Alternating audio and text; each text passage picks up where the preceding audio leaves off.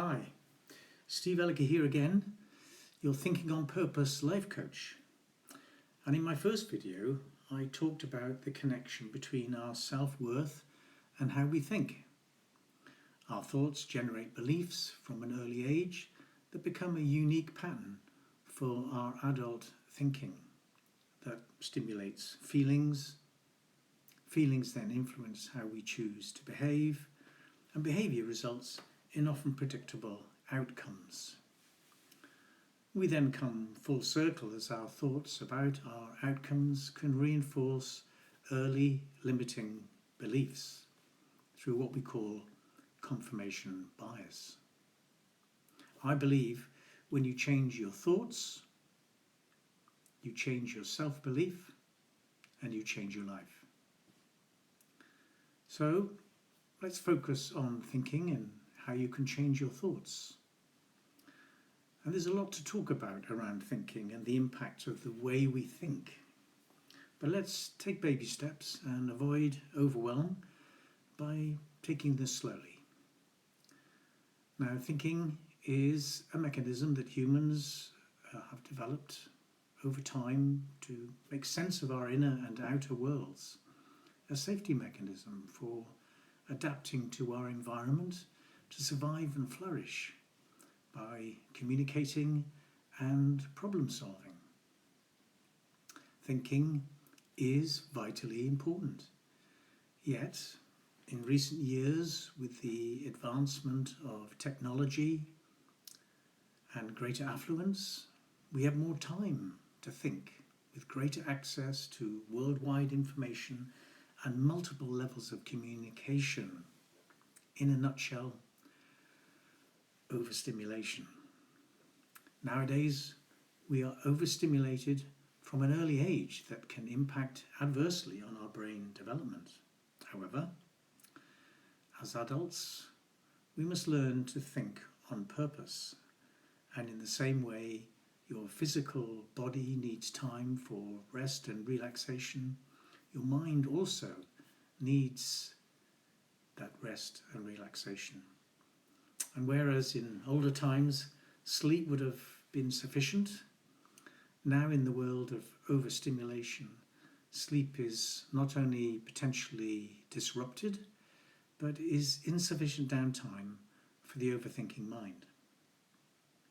So before we delve deeper into managing our thoughts and how we do that with the different types of thinking, let's look at the first step to dial down the impact of the overthinking generated by a society that is being overstimulated. Now, during the last 15 or more years, I've periodically visited a Buddhist monastery in the Lake District. Although I'm not a Buddhist, I enjoyed the Buddhist teachings, their way of life, and their guided meditations. During one of my retreat visits, one of the monks offered to teach a group of us a method for walking meditation. This involves walking through a nearby wood, focusing on our feet or shoes as they made contact with the ground, whilst also focusing on our breathing, noticing in particular the cold air breathed in and the warm air breathed out at the tip of the nose. The outcome of the exercise was to show that it's simply not possible to think when we are focusing on 3 sensory body stimuli at the same time. In other words, to be aware of your feet on the ground and the expansion of your chest and the cold and warm air at the tip of the nose, whilst breathing is emptying your mind. Now, you can apply this concept of increasing sensory stimulation to minimize thinking to many things, from washing up to your favorite hobby. This is nowadays known as mindfulness, and a great way to rest your mind and reduce overstimulation and subsequent overthinking.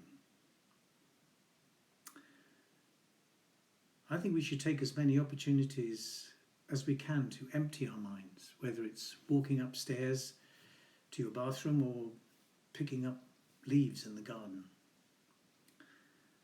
Although this is a very informal, straightforward exercise, it takes practice.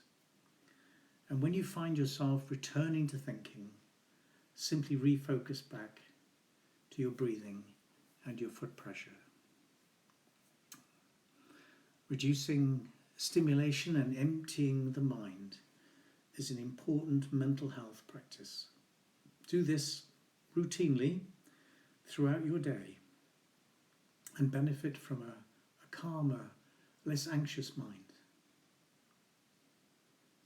Now in my next video, I will explore the different types of thinking and methods for controlling how you can begin to think on purpose.